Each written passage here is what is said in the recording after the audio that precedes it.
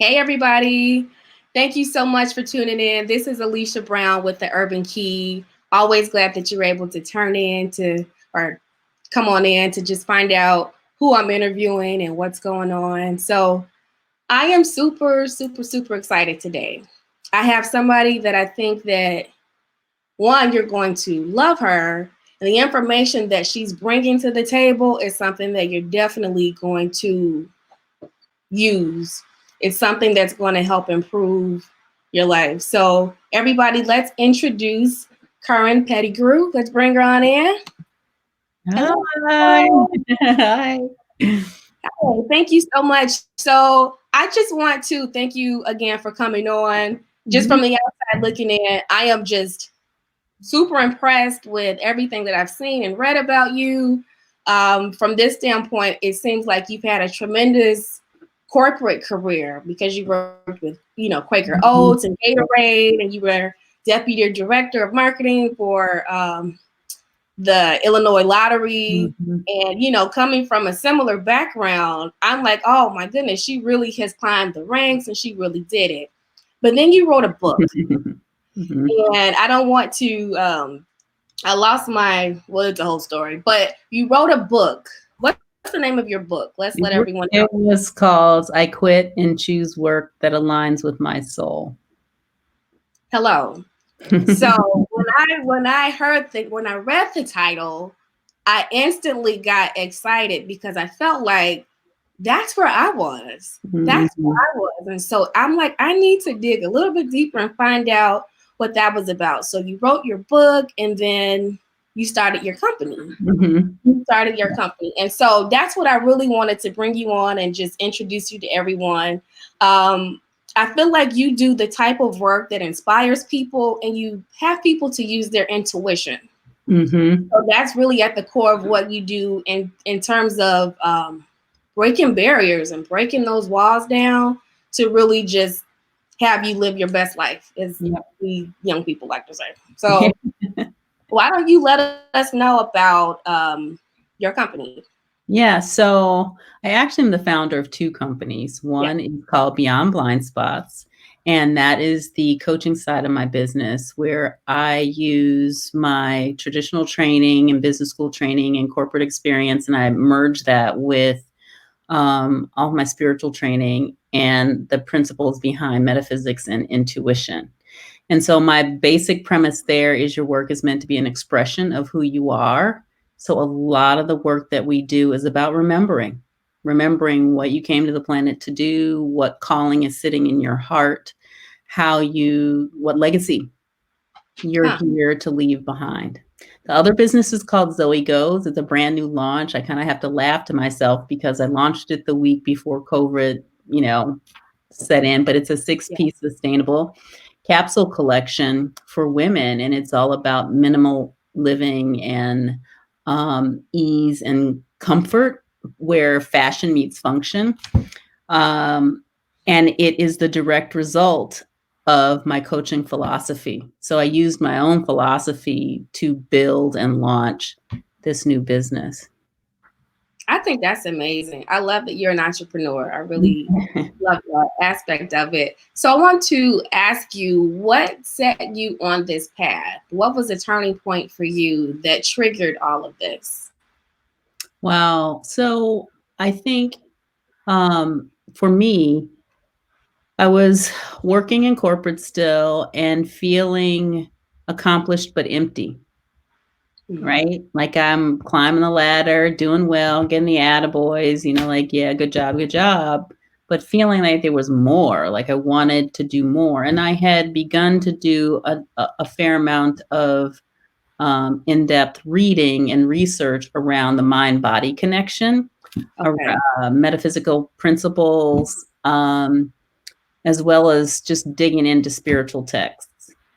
Okay. And I thought I was going to leave corporate to open a wellness center. And instead, I wrote that first book, I Quit and Choose Work That Aligns with My Soul. And then that led to more coaching and coaching of entrepreneurs. And one thing led to the next. So for me, it was like that feeling in my heart, not knowing what I wanted, but feeling like I wanted or was supposed to be doing something else, something more. And that just pushed me into a path of digging in. Love it. So, you're coaching. What do you find to be the most, what are people asking about? What issues do people want to resolve overall? What's the common thing that you see? I think people want to feel more. They want to, actually, at the end of the day, you know what people want most is to be seen, to be acknowledged for what they do, and for that, whatever it is that they're doing to mean something. And so not everybody wants to quit their jobs necessarily, but they do want to be seen. They want to be acknowledged. They want to be respected. Yeah. And they want to feel like what they're doing is making a difference. You want to be seen, and you want to know that what you're doing matters.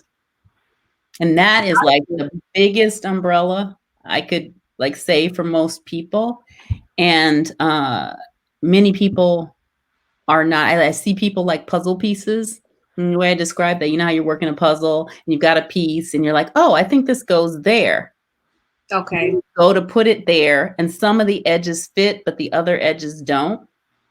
You know, when you're working a puzzle like that, like a piece, I think it fits, but it only partially fits. And I think most of us walk around in the world with really well-defined edges in some way. Like you're really clear about who you are, but then the other edges are kind of blurry.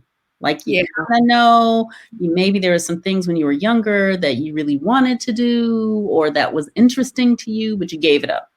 You packed it away, you put it down. And a lot of the work that I do is about helping people to reclaim those parts so that you can fit in the bigger universal puzzle. I think everybody has a unique place to fit. I love it. And so you said that you studied metaphysics. That was the foundation of everything. Yeah, that and the mind-body connection, you know, understanding or attempting to understand. And a lot of this stretches into science, you know, like astrophysics, and like there's a lot of stuff that where these things merge.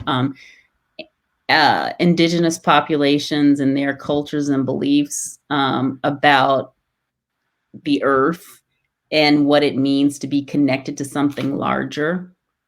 So for me, it really started with trying to understand the mind-body connection and why we get sick, why things settle into our cell tissue. And usually it's because these ideas have been floating around energetically. We've been holding energies that float for a long time out here.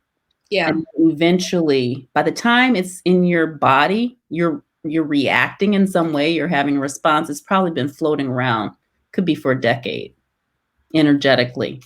And the easiest way for me, the easiest example for me to give of that are ulcers. You know, and how stress and repeated stress and repeated stress and you feel that in your stomach, in that fight or flight reason, right there in your diaphragm. When you're stressed out or you're nervous, it happens there. And the physical reaction is an ulcer. Well, that's not the only thing that happens like that, but that's the most concrete and the most common. It's easy. People get that connection because that connection's been made for decades now. We know when people get stressed, ulcers are one of the reactions to that. Some gastrointestinal reaction. You could get any number of things, but an ulcer is the easiest one to point to. That's very heavy. And I think that, well, just speaking for myself and peers, I don't know too many people who have studied, you know, these different philosophies to really even tap in. So when you don't have the tools, you don't have anywhere else to go. So you might, you know, you pray, you know, I pray, and you know, whatever you do. But I think it's a good thing to be able to tap into some other learnings too. Yeah. To be able to. Yeah. And mostly what I've taken away from my studies to date, and I will never be able to digest everything I want to learn on the subject, not in this lifetime anyway, but and what I do in my work is try to get people to learn to trust themselves, because the wisdom comes through you. Whatever your belief system is, whatever you relate to, there is usually a connection to something that pulls all of this together. And many of us have stopped listening to the wisdom that comes through. Our bodies are like big receivers. We are receiving information all the time, and many of us are cut off from understanding how to interpret what's coming in, or even knowing that we can, recognize what's happening. Yeah. We're not in tune. We're not aligned. And so we're just out here confused and stressed out and feeling like victims, quite frankly. Stuff's being done to us and out of control. Like I don't know that I have any control over this, and we have way more control than we think. Well, I hope everybody who is tuned in, I hope that this is resonating with you, because it definitely, I sat in a mini workshop yesterday and I had all the feels, because I'm like, this is really like so impactful. And I didn't have, I didn't speak or I didn't say anything. I just listened. And I was moved by the people that you did have a chance to speak with, and their, the things that bothered them, and then how easily you were able to, just make them think about things they had not thought about. And it was just so easy. And I'm just like, oh my God, where have you been? Like, what, is that easy? So honestly, it was so cool. It was like the coolest thing ever. So I thought it would be a cool idea to do a mini workshop aspect, just so that everyone can have an opportunity to see the work that you do. Yeah, sure. I'm always down. Like, if I can help one more person. Yeah. Just one more person. Well, I'm raising my hand. All right. All good. Yeah. All right. So how does this work? Okay, so a little bit about our intuition, and then we'll jump into the exercise, because I know I want to be conscientious about our time. Your intuition is really, I believe, and I've been taught that it's your first sense. People talk about the five senses, and that often intuition is seen as the sixth sense. It's that knowing, right? And sometimes you can receive that through pictures. Some people hear it, some people know it, and that's kind of like, and it's a primary. We all get it in different ways, all those ways, but you have a primary one. I'm pretty visual, so that's when you would hear people say clairvoyant, and sometimes people get really like freaked out about that. But here's what I'll share. It if you have ever said, I knew I shouldn't have done that, that's all that happened, is that you had a knowing about something that you ignored. Wow. Or if you've ever said, I am so glad I decided to do that, because that really worked out. That too is just an example of having a knowing. Yes.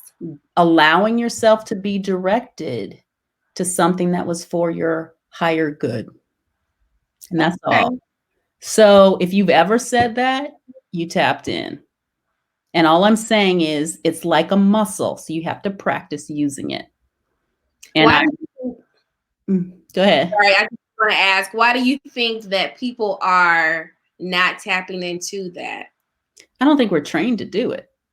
And I think we have grown up in a place at a time when, oh God, this is a very complicated question, Alicia. I'm going to try to do my best to answer this quickly. We have been conditioned to not do that. There was a time when we needed, especially during the Industrial Revolution, where this country needed soldiers. Okay. What I mean by that is we created school systems that were all exactly the same. We had manufacturing. We needed people to do what we said, just follow along. Right. Doctor, lawyer, Indian chief, do this, do this, do this. And free thinking. Yep. Even, and we know there's a long history of this where people's indigenous beliefs and cultures were stripped away from them so that they could be brainwashed, right? That's why we don't have that. That's why we're not socialized. And then there's a time when traditional religions made anything that was nature-based pagan and wrong. Yeah. And disavowed. And so again, we moved away from some things that were very historically natural for us. That makes sense. And then we're left like not tuned in. We're not in. Yeah, exactly. I can understand that. Yeah. So external things got replaced with internal things. Do what I say. Go this way. Do that. It's a control. Control. And my point is, you can take your control back. If you ever feel like you're not in control, it's a myth. And what I mean by that, because I know some people be like, wait, that's not true. I can't. Even non-action is an action. You will always have the power to choose. Always. So that's not easy. So yeah. And not easy. And not choosing is a choice. Yeah.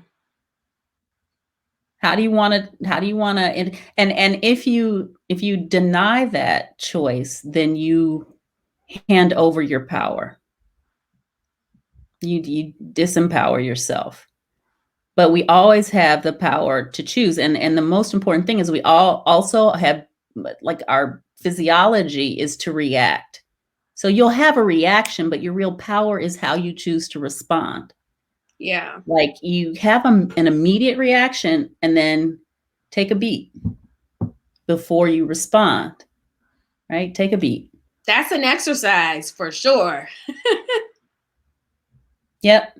Yeah. Yeah, because we also don't teach each other. I say that we don't live in a society that encourages empathy, that encourages raising children that are willing to put themselves in other people's shoes just for a moment to consider why somebody might be reacting the way they are. We always immediately take it as something being done to us or at us. But really, when somebody has a negative reaction to something, or especially if somebody's yelling at you, that is an indication of an inability to communicate. The only way they think they can express what's happening is to have a meltdown.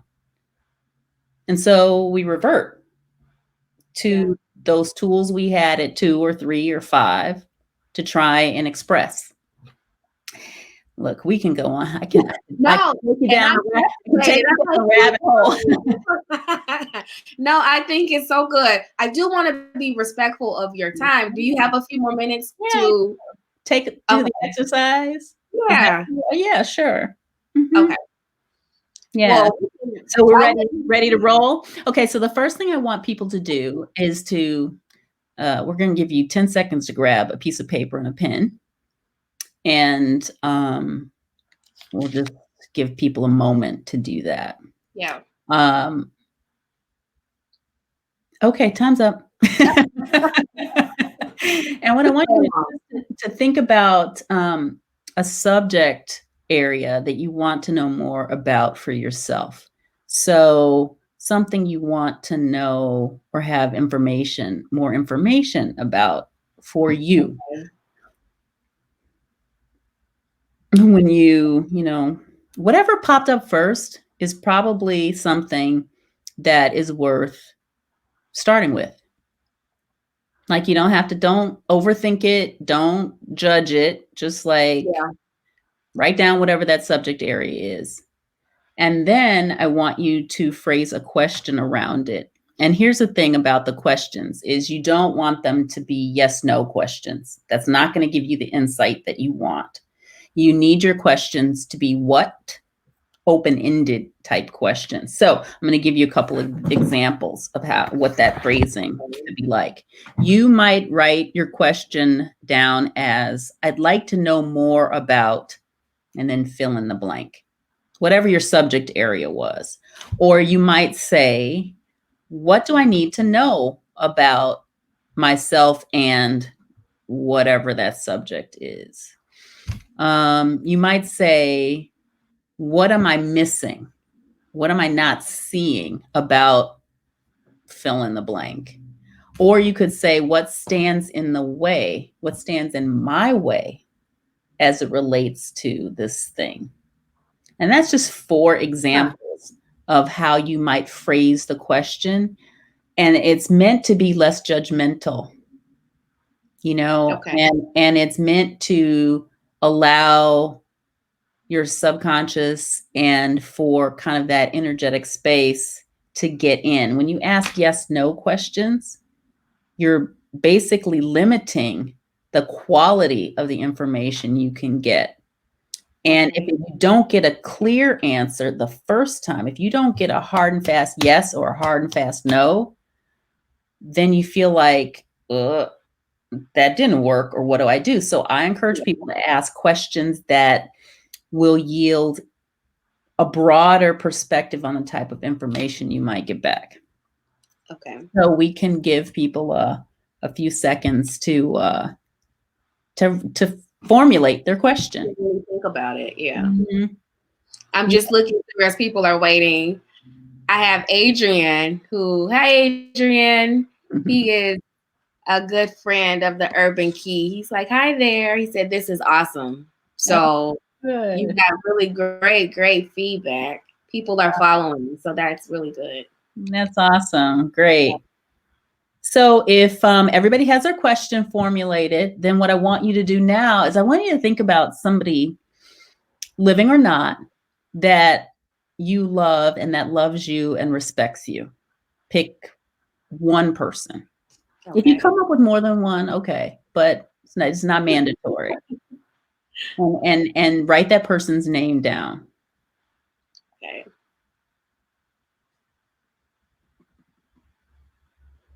You guys, this is good, right?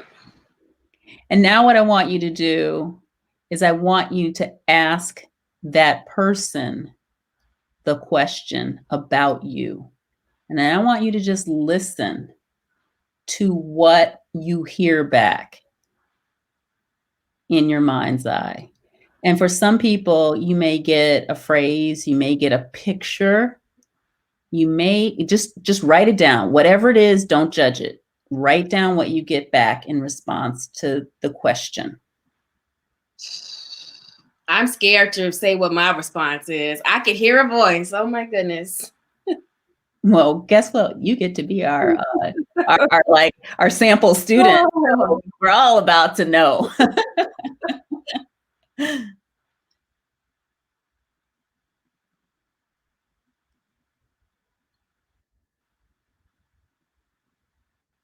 All right. And so here's the thing. That kind of information is always available. There's no question that you ask that information is not being given. Our job is to learn to be like those big discs that sit out in the desert, like sending satellite signals. Because we just need to be observers. We need to listen. We need to begin to really discern what is the voice from our soul versus other people's voices in our head, right? Is that my voice or is that somebody else's thing from way back? And the voice of your soul will always be loving.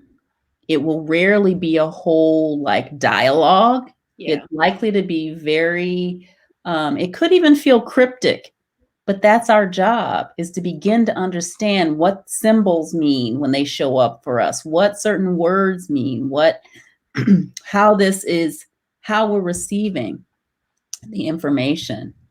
And you begin to get like a little, it's like a lexicon, a dictionary of like, oh, whenever I see that, like I know what it means every time I see like a dragonfly or I find a quarter on the ground. Yeah, I know something like that. this is practicing that Okay. muscle. Practicing that muscle, like understanding what the symbols, what the signals, what the feelings, because for some people, they'll get it in their body. They'll have like a, ooh,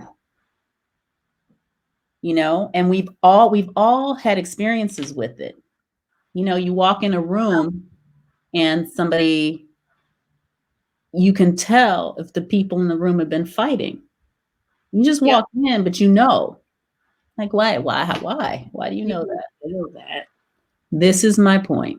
Yeah. And it's our job to begin to sharpen that skill because your spirit precedes you everywhere you go. It's in front of you, like checking things out before you walk into a place.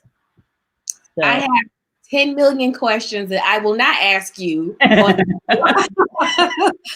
I'm just so intrigued. I'm just very intrigued about this entire process. It's new, as I know it is probably to a lot of other people watching. So are you going to share, or are we going to have to come back another time and find out? No. I'll share. Okay. So my question was, I'd like to know how to become closer to family. And I heard my mom's voice. Mm-hmm. And I laughed because I could hear her saying, "Stop talking so much." So I'm just like, all right. What did that mean to you? Yeah.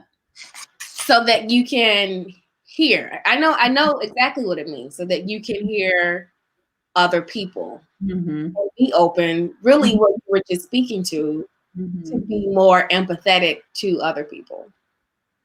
That's beautiful. So, and it can seem so like, really? That's the message? It's so simple. And it can seem obvious, right? Yeah. At times it can, but don't dismiss it. It's incredibly powerful, and that's how spirit works. It is not like a punch in the face. It will be something subtle and something simple, but the layers underneath that, and as you lean more into what that means, it will open up even more. It's beautiful. It's beautiful. I like that you say that it's something that's subtle, because a lot of times we expect things to be I'm so dramatic, in my real life, to be grand and over the top, but it makes you slow down, I feel like, to really. Yeah, and we have to be, those satellite dishes, right, have to be able to receive little tiny fine signals. And I said yesterday in the class that your spirit will never overthrow your ego. So the ego is always going to be the dominant voice. Okay. It will always, so you will always talk yourself out of listening to your heart. I also said yesterday, the heart will betray you in a way, because it's always broadcasting your truth, but your mind and your mouth are like saying what they think should be said, but your heart is always telling your truth. And so when you feel that tension between the head and the heart, you got to figure out how to align that. And most of us talk too much, like too much talking. It actually, you can't discern, the brain doesn't discern between talking about doing something and actually doing it. So you can trick yourself into, wow. And even energetically, you can exhaust the energy you have on a project by talking about it too much, talking about what you're going to do and when you're going to do it and blah, blah. and actually not have the energy to do it. Wow. Wow. Receiver. We have to be receivers. And, you know, God and the universe will meet you halfway. I just thought about this. Do you do anything else to find yourself in alignment? Do you do yoga, or like what are your other tools? Yeah, what do you do? I meditate, but I have a couple of different ways that I meditate. I do open eye meditations. I sometimes dance to meditate. So I'll just put on music and then just go for it. And sometimes I'm like just moving energy to get it out of the way. I do like Pilates, you know, a lot. Dance is a big part. It's a big part of what helps me. But yeah, a little meditation, movement. I have a friend who once said emotion is lotion. And it's true. Like when you're feeling, I know it's true, though, when you're feeling stuck, move. Okay. You know, do something, because your energy can stagnate in your body, and just the physical motion. I don't care what you put on. I don't care what kind of music. I don't care. Just move. Walk. Like that. Do something. So yeah, and I try not to fill my life with things that are low vibration. I try to, if I'm watching stuff on television or listening to things, it's usually lighthearted and makes me laugh, that kind of thing. There's too much deep and dark. Yep. There's enough of that. So those are some of the things that I do. And then I try to pay attention. You know, I try to slow myself down to just notice. Because here's the thing, if you ever find yourself like something catching your attention, really pay attention to it. Okay. And one of my teachers used to say, notice what you notice, because there's information in that. Notice what you notice. There's information in it. There's a reason that whatever that was caught your eye. Yeah. Okay. Okay. Well, I would let you talk forever. I'm just like, well, I'd be happy to come back and we can have a part. Yeah. I want to let everybody know, or just kind of set up for you the class. So on Monday, you're starting a 5-day challenge. I am. It's a free challenge. They can connect to it if they're already on Facebook. They can visit my Facebook page. It's Beyond Blind Spots. And it should be pinned there, and they can learn a little bit more about what we're doing. Or if they have questions, maybe they can ask you, and I'll connect with you and get things going. But I'm really excited about it, because it's 5 days of an opportunity for your spirit to talk to the wisdom of your experiences. And what I mean by that is it's everything that you've learned to this point has led you to where you need to go next. Okay. And then we want to incorporate, I like to say to people, I like to help them remember what they said they wanted to do when they came to the planet. Oh. You know? Yeah. And in doing that, like everything leads you towards your purpose. It all matters. Doesn't matter if it feels like you got, derailed for a little while or whatever. You can't do your life wrong, honestly. You can't. There are things that we learn in every situation. So for me, even the ones that hurt, I trust that there's something I needed to learn in that.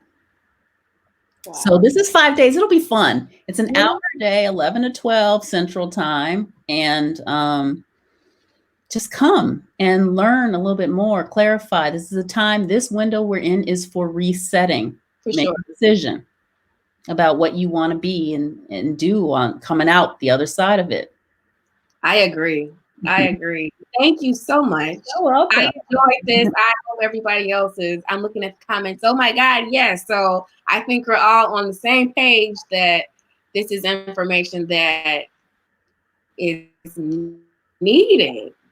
you know, because you're forcing us to think about things that we've never thought about, or we just didn't know how to get to that place in your stuff. So Mm-hmm. I really appreciate you. And I'll be in the workshop. I'll Yay! be there. All right. I'm looking forward to it. Thanks again for asking me to come and chat with everybody. Absolutely. Absolutely. Thank you so much. And I'll see you Okay. soon. I'll All talk right. to you Thanks. soon. Bye. Thank you. Bye.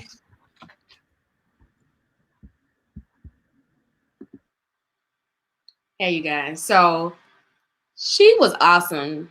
She was amazing. I am even still worked up from yesterday, the workshop that I saw. So I really hope that you will participate in that 5-day challenge. I'll be there, and let's talk about it. You know, let's talk about some of our plans for 2020.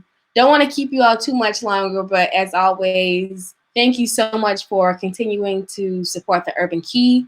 Follow me on Facebook, Twitter, YouTube. Subscribe to my YouTube channel. Notice we've got the Urban Key TV. So this is going to be the continuance of the interviews and some really cool things that I have coming up in the next couple of weeks. If you have any questions, you can always message me. And until next time, talk to you later.